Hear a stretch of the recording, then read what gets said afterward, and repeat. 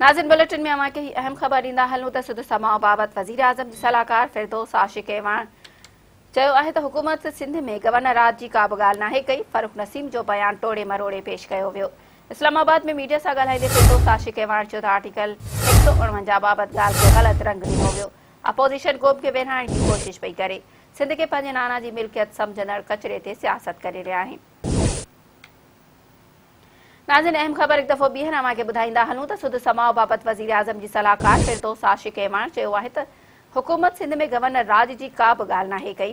फ़ारूक नसीम जो बयान टोड़े मरोड़े पेश कयो वियो। इस्लामाबाद में मीडिया सां ॻाल्हाईंदे फिरदौस आशिक़ एवान चयो त आर्टिकल 149 बाबति ॻाल्हि खे ग़लति रंग ॾिनो वियो।